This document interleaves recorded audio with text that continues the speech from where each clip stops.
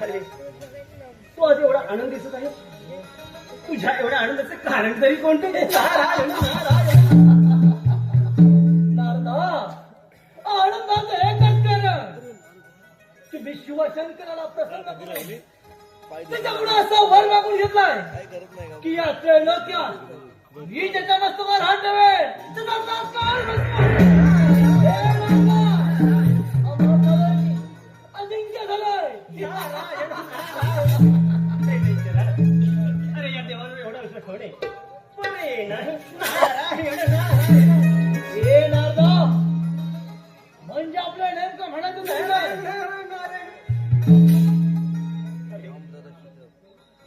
अरे तुला दिल्यावर खरा का खोटा हे तर चाचून पाहावं लागेल ना आपल्याला. यावर या भस्मासुराला काय करावं? नारायण नारायण.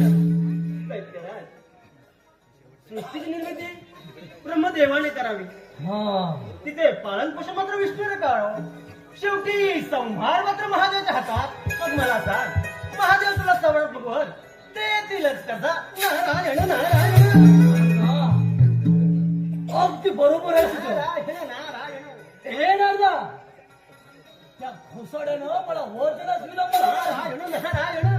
म्हणजे तू दिलेला वर खरा आहे की खोटा हे तर मला पाहावं लागेल. नारदा, अरे मी माझा पहिला हात तुझ्या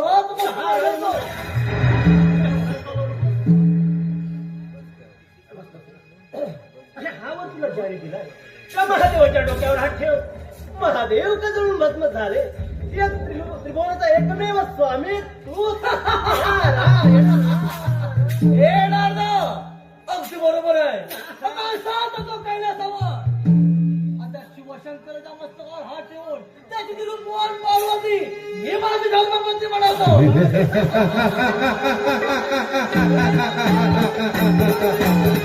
हे शिवशंकराचा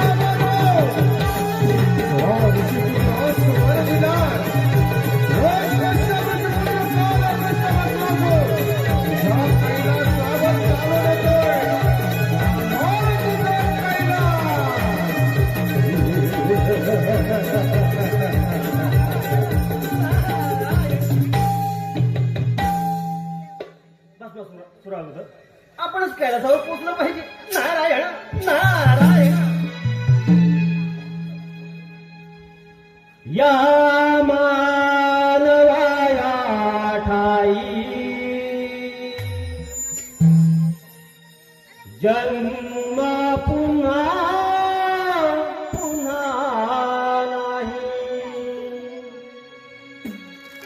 बहुमोलाचे हे लाभले जीवन.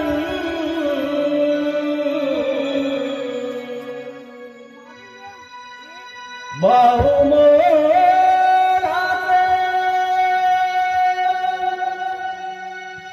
हे लाभले जीवन.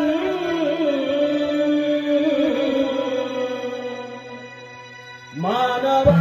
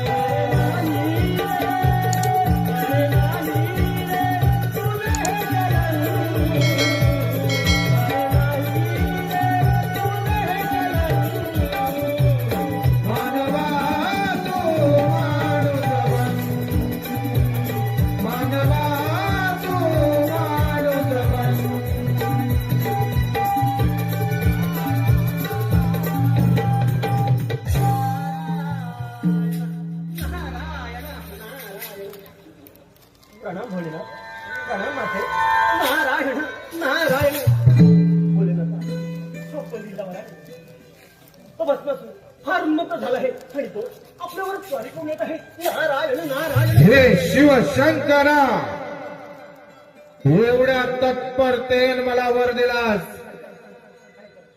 तोच कश्यप ऋषिपुत्र कालपृष्ठ भस्मासूर तुझ्या कैलासावर आलाय हे कैलास मिळवण्यासाठी योग त्रैलोक्याचा अधिपती होण्यासाठी सांभाळ तुझा कैलास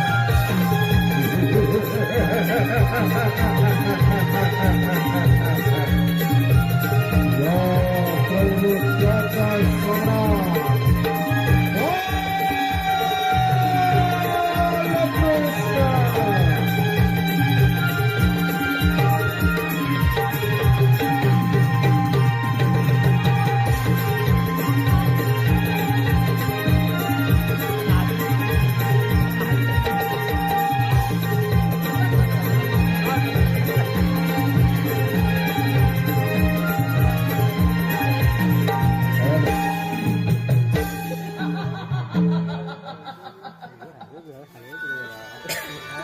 श्रेष्ठ कैलास पर्वत आणि हाच तो घोसाळा ए नाना याच घोसाळ्यानं मला वर दिला होता परंतु नारदा अरे माझ्या आधी तू इथं कसा काय तुला दिल्यावर खरा का खोटा हेच पाहण्यासाठी येते असं हजर आहे मी काय ए नारदा मग बघ आज माझ्या वरात तुझी माझ्या बघ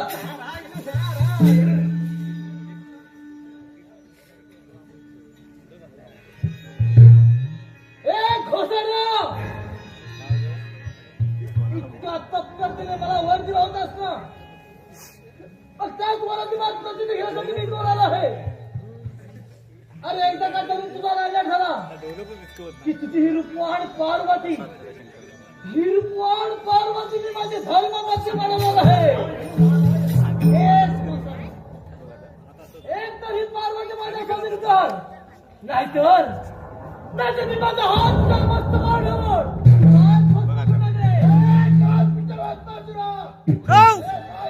शिवशंकरानं भस्मासुराचं युद्धाचा आव्हान स्वीकारलं आणि कैलासावर कालकृष्ण भस्मासूर आणि वरदाता शिवशंकर असे घनघोर युद्ध सुरू झालं एका बाजूला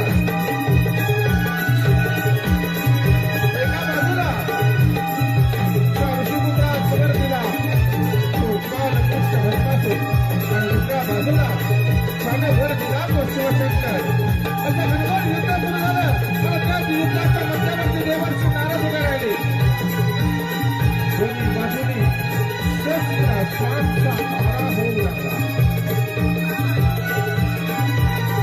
पार्वतीसाठी व्याकुळ झालेल्या भस्मासुरानं शिवशंकरावर आघात करण्यास सुरुवात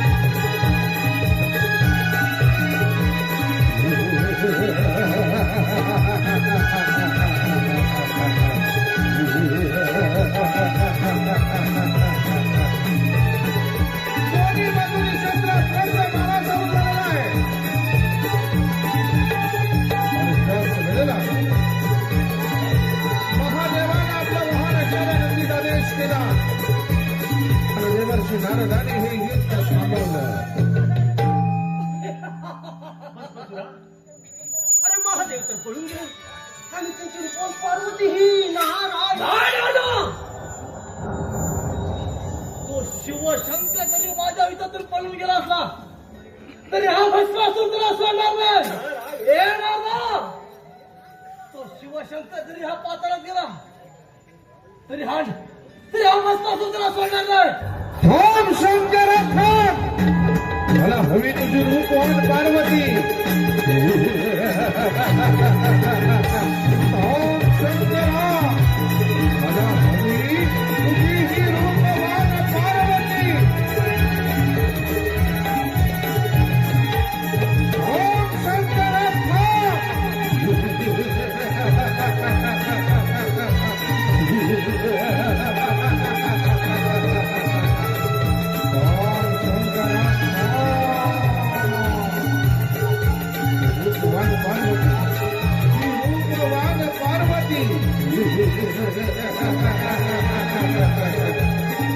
ओम शंकरा ओम.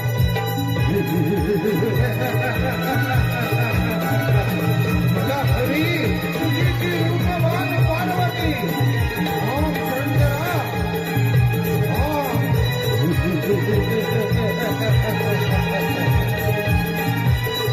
शिवाच्या बोलण्याने आपण झालं शिवशंकर बोलण्याशिवाय घाबरले. पण अखंड त्रैलोक्यभर पार्वतीसह फिरू लागले. त्याच वेळेला या समस्येवर नेमकं काय करावं यासाठी साक्षात विश्वविधात्या ब्रह्मदेवास भोलेश्वरानं बोलावून घेतलं आणि विचार विनिमय सुरू झाला.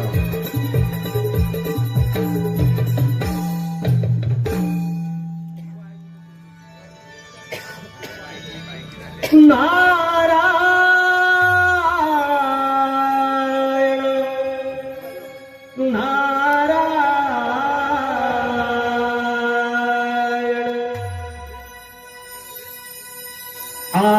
आळवारे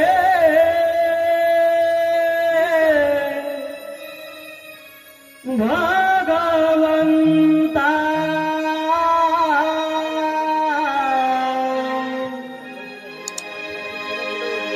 आळवारे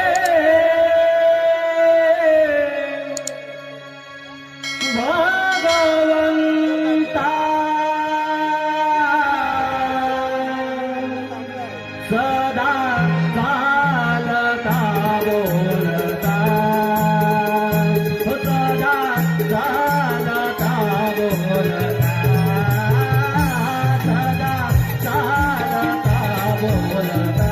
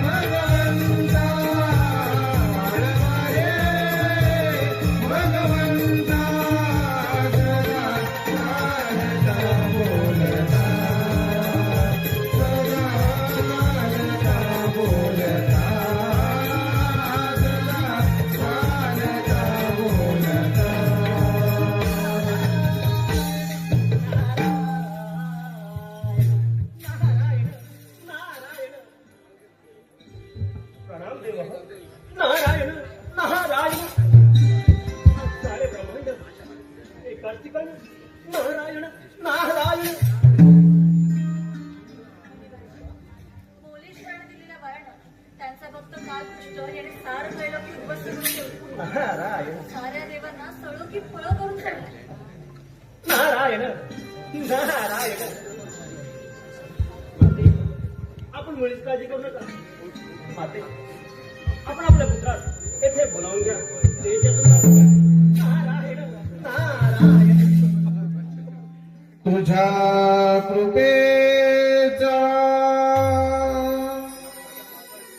हात मस्तकी प्रथम तुला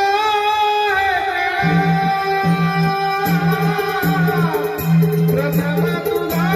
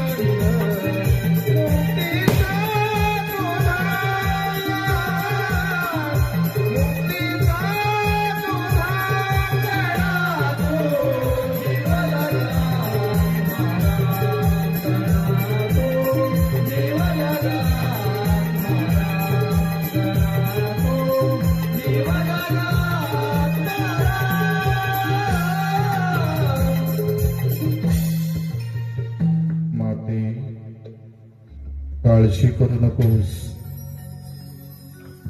अगं, युद्धाच्या मध्यावरती विघ्नहर्ता म्हणून मी उभा राहीन. माझ्याच आदेशानं ब्रह्मांड नायक महाविष्णू त्या भस्मासुराचा वध करतील अन हे त्रैलोक्य भयमुक्त होईल. देव हो, आपण निर्धास्त रहा, आपण निर्धास्त रहा, आपण निर्धास्त रहा. विघ्नहर्ता विनायकानं ब्रह्मांड नायक महाविष्णूस आदेश केला. त्या आदेशास जागून ब्रह्मांड नायक महाविष्णू गरुडावर स्वार झाले आणि भस्मासुराचा वध करण्यासाठी निघाले. भयभीत झालेलं त्रैलोक्य हा रणसंग्राम बघण्यास उत्सुक झालं होतं. चिडलेला भस्मासूर अखंड ब्रह्मांडभर शंकर पार्वतीला शोधत होता आणि दुसऱ्याच बाजूला विघ्नहर्त्या विनायकाचा आदेश शिरसा वंद्य मानून ब्रह्मांड नायक महाविष्णू गरुडावर स्वार होऊन भस्मासुराच्या वधासाठी निघाले.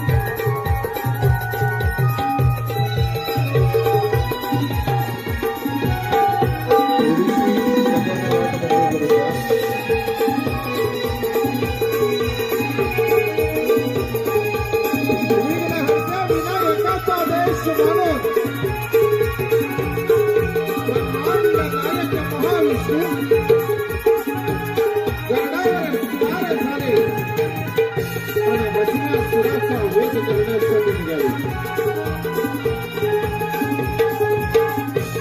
गरुडावर स्वार झालेल्या महाविष्णूला भस्मासुरानं पाहिलं आणि युद्धाचा पवित्रा घेतला. हे काय?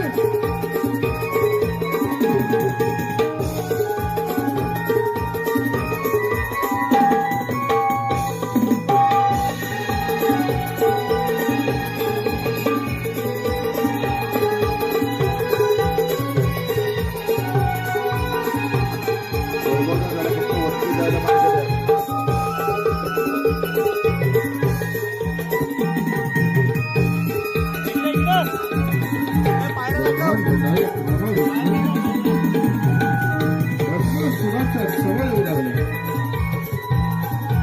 चिडलेल्या भस्मासुरानं युद्धाचा पवित्रा घेतला.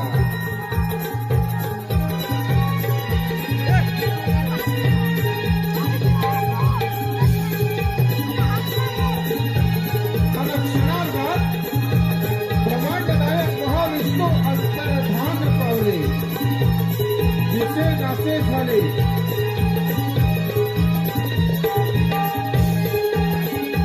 ब्रह्मांडनायक महाविष्णू भस्मासुरा दिशेनासे झाले. लक्ष पडलं एका मनमोहक स्त्रीकडं. ती स्त्री म्हणजे ब्रह्मांड नायक महाविष्णूचं मोहिनी रूप.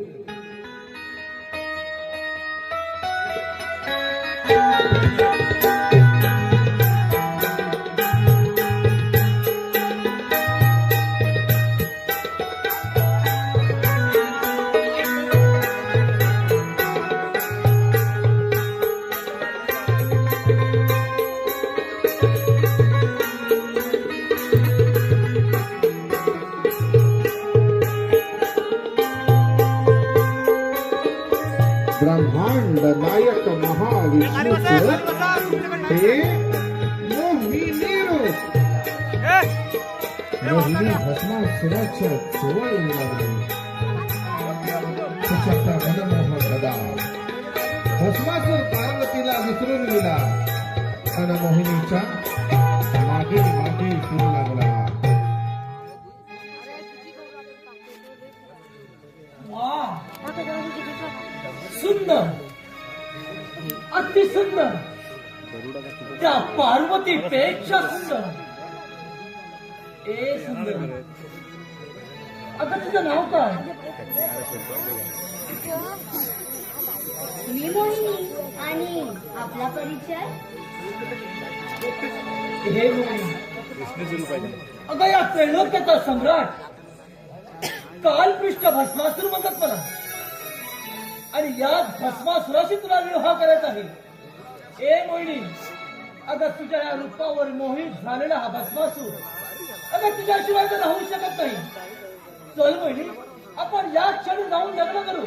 हो हो हो, मी लग्नास तयार आहे. पण माझी एक अट आहे. तुझी अट? अगं कोणती अट आहे तुझी? तुझी जी अट असेल ती मला मान्य असेल. बोल तुझी अट कोणती आहे? लग्नाआधी पतीसह वटवृक्षाखाली नृत्य करावे असा रिवाज आहे. असे केले नाही तर आमचे कुलदैवत खूप खडतर आहे. तो तुमचा जाळून नाश करेल. परंतु मोहिनी, अगं मला नृत्य करता येत नाही. यावर काय उपाय? दैत्यराज, आपण काळजी करू नका. नृत्यात आम्ही जसे हावभाव करू तसे आपण करा. ठीक आहे. वटवृक्षाखाली तर त्या नृत्याला सुरुवात कर. भस्मासूर आणि मोहिनीचं नृत्य सुरू झालं. ते नृत्य 7 प्रहर चालू होतं. उगवतीला सूर्य गेला. प्रहर पहिला चालू झाला आणि उगवत्या सूर्याला साक्षी ठेवून ब्रह्मांड नायक महाविष्णूचं मोहिनी रूप याच भस्मासुरासमोर नाचू लागलं. प्रहर पहिला.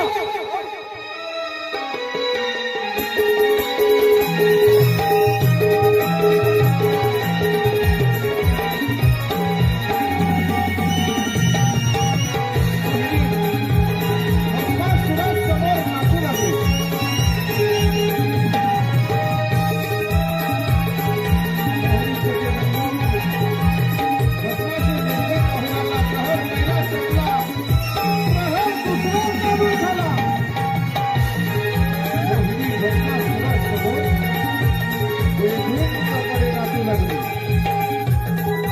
तिच्या त्या मनमोहकता, तिचं ते निखळणारं हास्य, तिची ती लटकणारी कमाल. भस्मासूर मोहिनीचं ते नृत्य जवळून पाहत होता.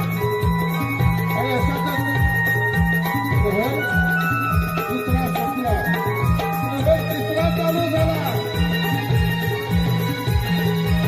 मोहिनी वेधून कपडे घालू लागली.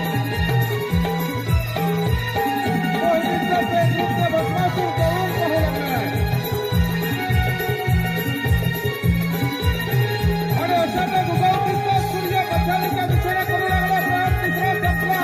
मोहिनी भस्मासुराच्या जवळ आली. भस्मासुरात नृत्य करण्यास प्रेरित करू लागली.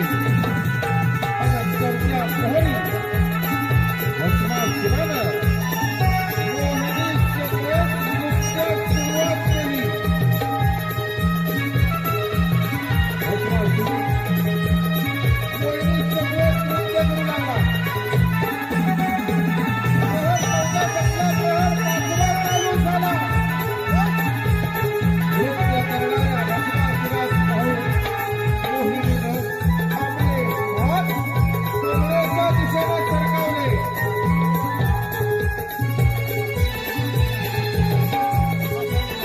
भस्मासूर कमरेवर हात ठेवून नृत्य करू लागलेला आहे. प्रहर पाचवा संपला. प्रहर सहावा चालू झाला. मोहिनीनं आपले हात पायांच्या दिशेने सरकवले. भस्मासूर कमरेवर हात ठेवून नृत्य करू लागला. मशालीचा निर्वासमाला करू लागलेला प्रहर सातवा चालू झाला.